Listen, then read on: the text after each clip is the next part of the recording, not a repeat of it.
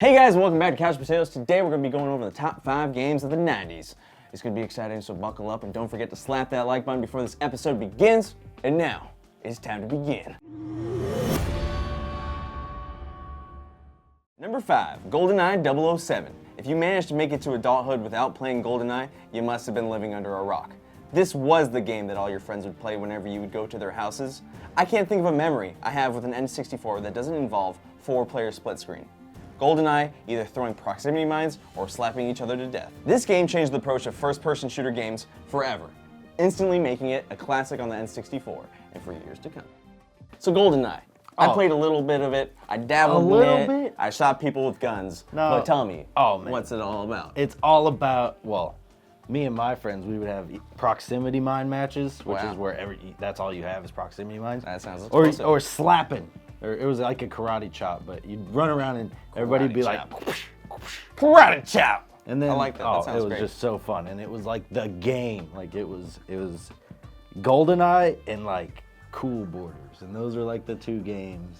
See, I must not have been as cool of a 90s kid as you were. Well, I mean, I was a 90s kid in Texas. So, you know, maybe it's different than 90s kids in other places. You guys must be weird. Number 4, Doom. Doom has been a staple in the gaming industry since its original debut in 1993. This game set the pace of all future shooters with its creativity and its difficulty to fun ratio. Not to mention, it was one of the first-person shooters that could support 3D graphics and multiplayer capabilities. Back in the day, I used to play Doom with my brother late at night, and we would try not to get scared, but those pixels were just too real. The revamps or recreation of Doom really nailed the execution, especially in Doom for the Xbox One. They managed to keep the same overpowered feeling of the main character, even when you're surrounded by demons and aliens. So Doom. I sure loved it. I love shooting people with shotguns. I love shooting people with my fists. And that was the best. Sometimes in the new one you get to throw people at people. It's great. great. It was great because you were like in this spooky dungeon. And you're like, oh, hell? Yeah, you're in hell. It was great. And you're like punching these demons in the face. Like, was- imagine how awesome that guy It is. really helped me with my inner demons because I could just slap them around. Yeah, you're like, Or I can blow their just- faces I can off. just punch my inner demons. It's okay. Doom, man. What a great game. Number 3, Pokemon Red and Blue.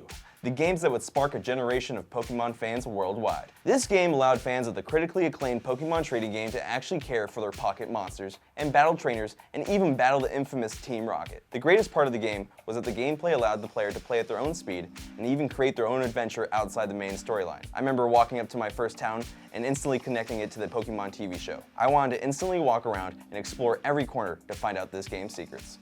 You know what I love more than air and oxygen and all those things that my body needs? Pokemon Red and Blue? Yeah, you nailed it. I love myself some Pokemon. Always loved it as a kid. Parents never let me watch it on TV, but that didn't stop me. I love the game. I had the little Pokemon themed Game Boy. Ooh. You know, with the yellow front on it. Actually, I have that one at home. The You Game do- Boy Color. you do have that I do one. have that one at home. And it has, is it blue? It's like What's I have gold. I have gold. Oh, okay. Yeah, I'm playing gold right That's now. pretty good. It's pretty cool. But did you know, fun fact, that Pokemon Red and Blue were actually Pokemon Red and Green in Japan before they released it to America. Well, what changed blue to green? I guess Green they to blue. mixed red and green together and blue happened. That's And that's how baby games are made. Is that where blue comes from? Yes.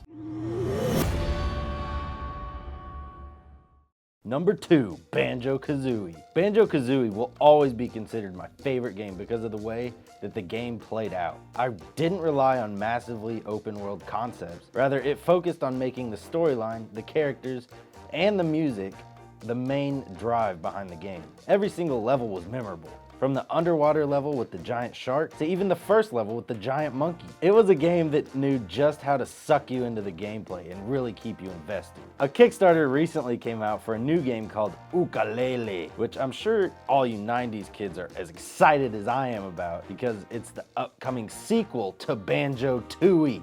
Well, Preston, I want to hear more about this giant monkey that you encountered on the first level. There was a lot of giant things in that What? game. Tell there me was a more. giant monkey, a giant shark. I'm pretty sure there was a giant pirate in there somewhere. You know, so far everything on our There was list. it was a witch. It was a witch. It was a witch? Was it a giant witch? I Or think it was like a just regular little sized itty bitty witch. little wicked witch. Well, I mean, either it doesn't matter, right? Oh, I Size think it doesn't matters. matter. I must say, right? out of all the games on the list, before we dig ourselves an even bigger hole, You're right. out of all the games on the list, this is the only one that I have not played. Is Really? that weird?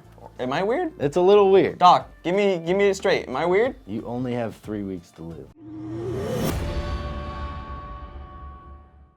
Number 1, Super Mario 64. I remember this game like it was 1997 again. Playing non-stop, it was revolutionary as the first 3D Mario game. It was amazing to see all the characters I grew to love on the NES and Super Nintendo come to life on a 3D platform. I was mind-blown after my first encounter with a boss in the game.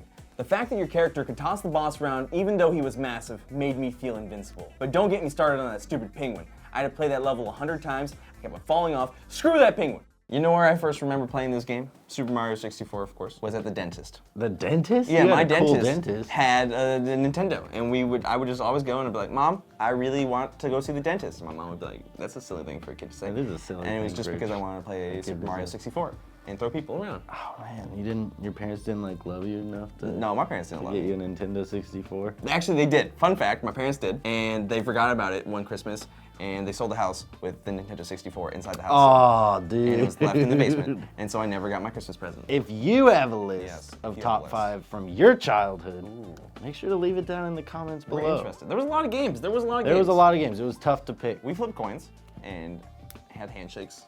For And rock, we had paper, meetings. scissors. We had Long meetings. Long meetings. We had the Not as long as this outro though. Yeah, So don't that's forget to it. like this video, subscribe. We'll see you again for another video. Hey guys, what's going on? Just a reminder to turn on bell notifications. If you are unfamiliar with this process, just go click subscribe, and then right next to that you will see a little bell. And then once you click the bell, you're gonna have this little notification pop up.